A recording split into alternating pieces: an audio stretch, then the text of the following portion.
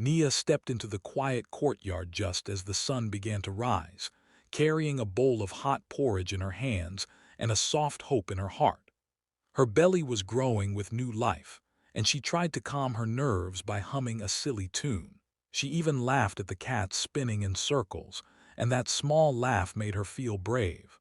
But when she reached the gate, Mama Sefu stood waiting, her face tight with old judgment. She spoke a few cold words that stung more than the morning air. Before Nia could answer, the older woman's hand lifted and struck her cheek. The slap was sharp, sudden, and the bowl slipped from Nia's hands, spilling porridge across the stones.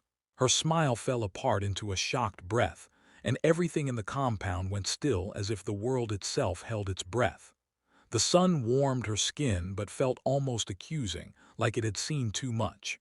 Nia didn't shout, didn't fight. She simply turned and walked away with shaking hands, her cheek burning, her heart pounding.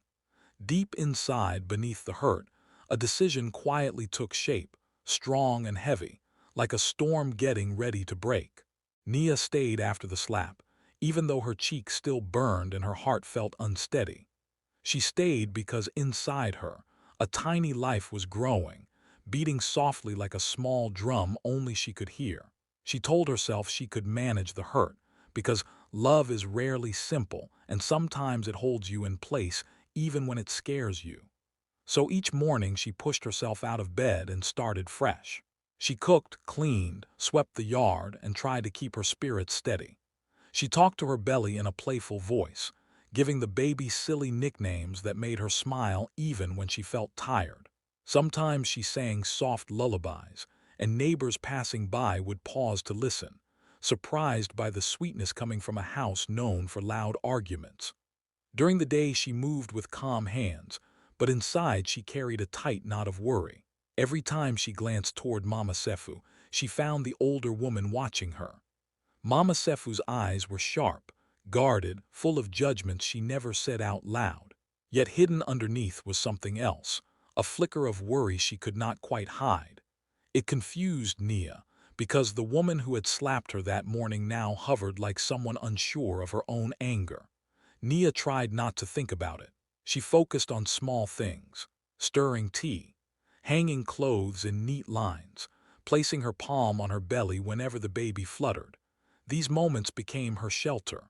But when the sun went down and the house quieted, all the emotions she swallowed during the day came rushing back. She curled into her pillow, crying softly so no one could hear.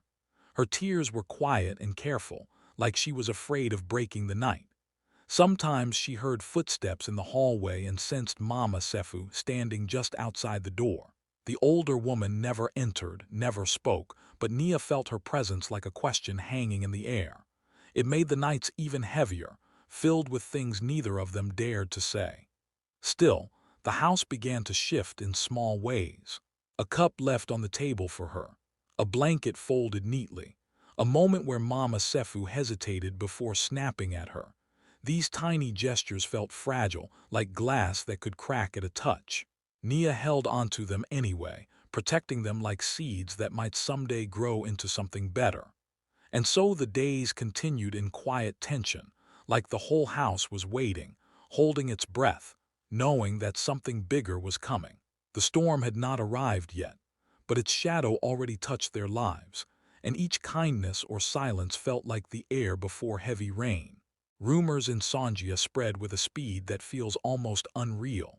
It takes only one careless sentence, one neighbor leaning over a fence, one whisper in a crowded bus, and suddenly the whole town thinks it knows everything about Nia's life. Someone says the baby isn't Sefu's son. Someone else claims Nia is too gentle for a family known for strong voices and sharp opinions.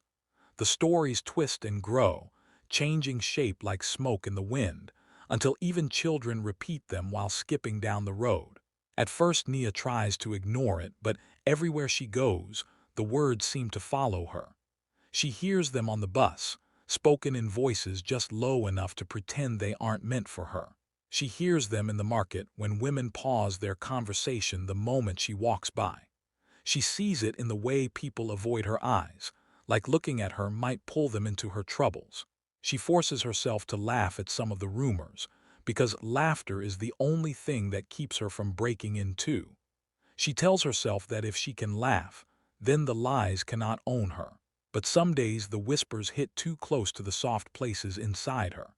She'll be buying vegetables or folding clothes when a word or glance slices through her calm, and suddenly her hands shake and her throat tightens. There are moments when she hides behind a door or sits on the back of a bus and cries quietly, hoping no one sees the tears she can't hold back.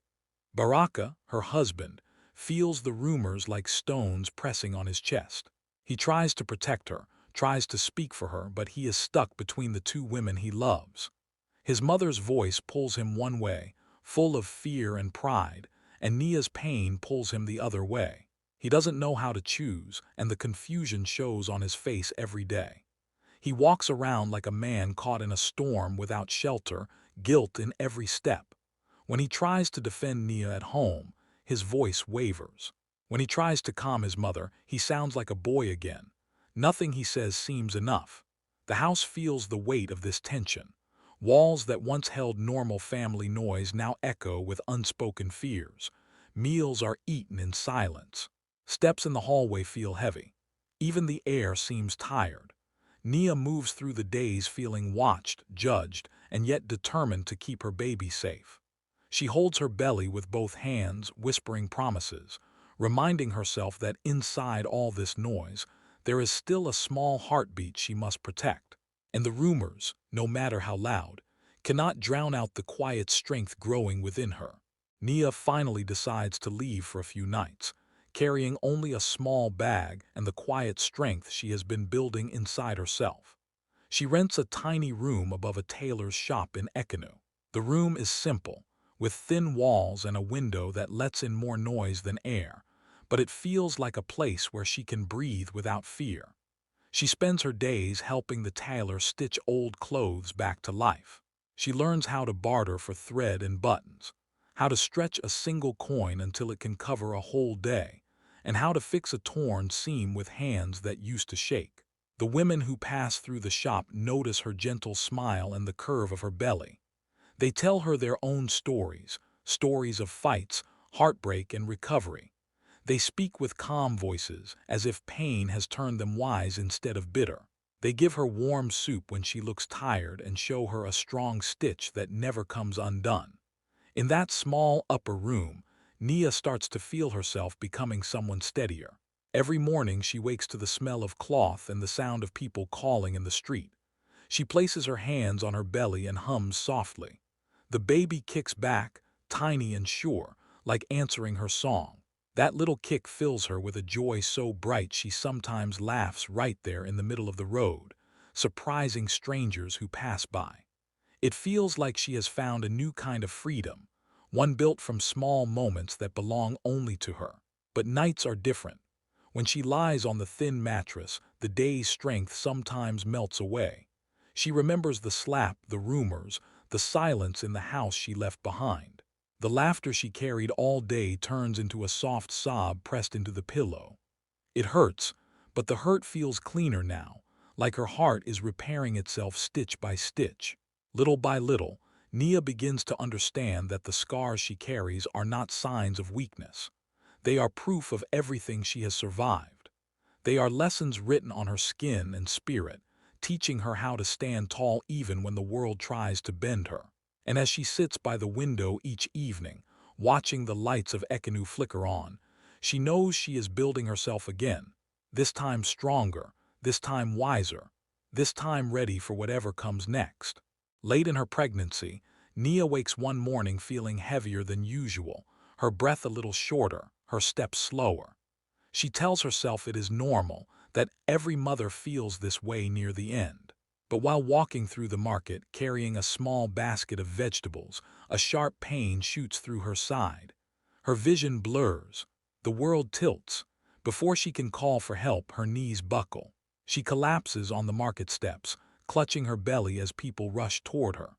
Some shout for a motorbike, others try to lift her gently, their voices shaky with fear. By the time she reaches the clinic, her heartbeat is racing, and the nurse's face grows tight as she listens to the baby's small rhythm struggling to keep steady.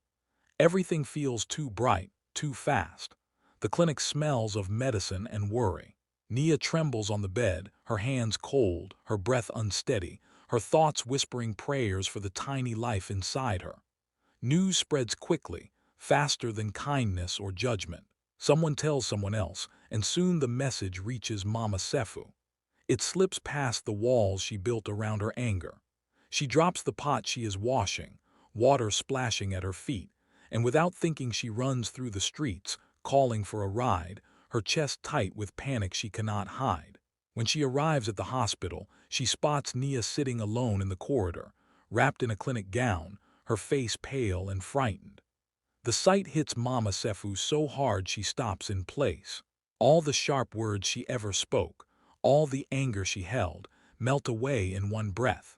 She walks toward Nia, not with her usual stiff steps but with the frantic urgency of a mother who suddenly remembers what love costs.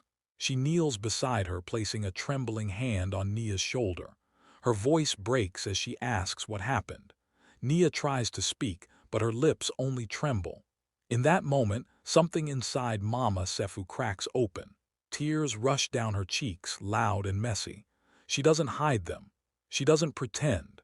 She reaches for Nia's hand and holds it tightly, as if discovering it belongs in her own palm. The fear of losing the baby, of losing the girl she once pushed away, burns through her stubborn pride. The memory of the slap rises like smoke, bitter and shameful, but it cannot stand against the raw fear beating in her chest now. They sit together in the bright corridor, two women shaking, both scared for the same tiny heartbeat. And for the first time, Mama Sefu's touch feels like real protection instead of control, like she is finally ready to stand with Nia instead of against her. The baby arrives on a calm evening, crying with a strength that surprises everyone in the room.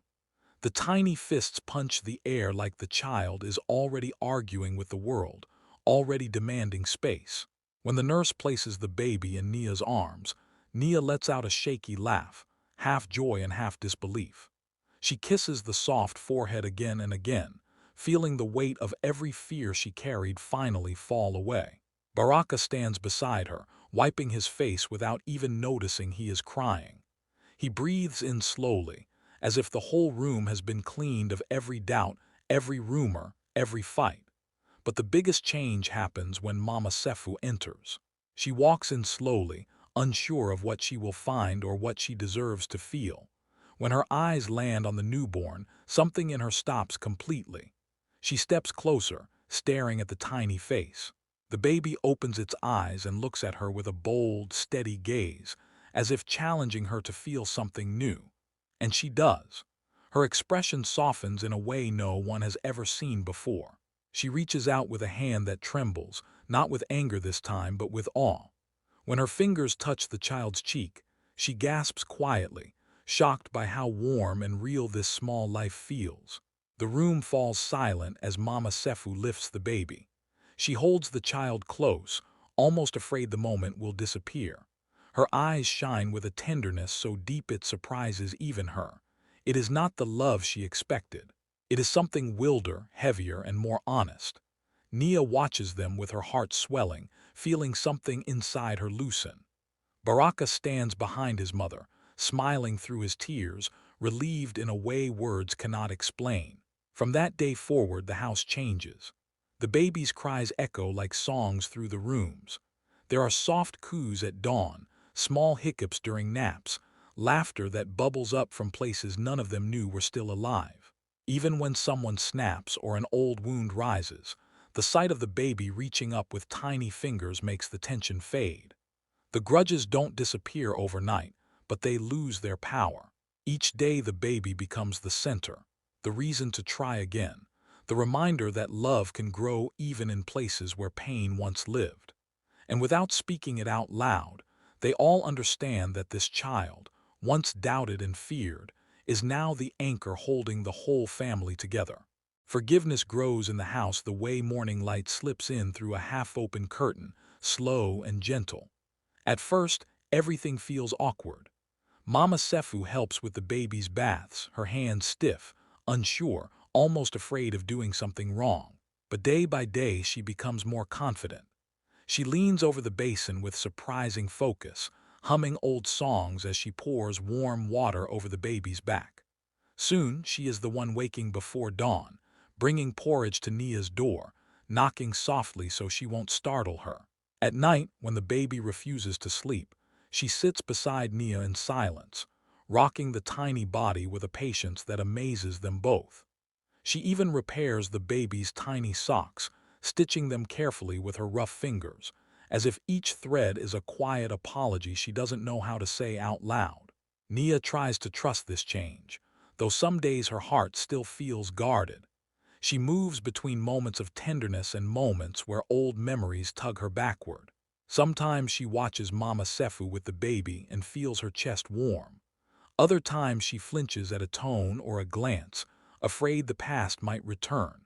But slowly she lets herself lean into the small acts of care. She begins to see that love can come in hesitant steps, not always in perfect words. Baraka does his best to stand steady between them. He listens more than he speaks now. He fetches water, cooks dinner when Nia is tired, holds the baby while his mother naps, and tries to keep the peace without losing himself. He learns that real support means showing up every day, even in silence. There are still storms. Old hurts rise like sudden thunder. A careless word, a misunderstood comment, and they find themselves arguing again. The house grows tense. Voices rise, tears sting. But then the baby laughs at something small, a finger wiggling, a spoon clinking, and the fight breaks apart.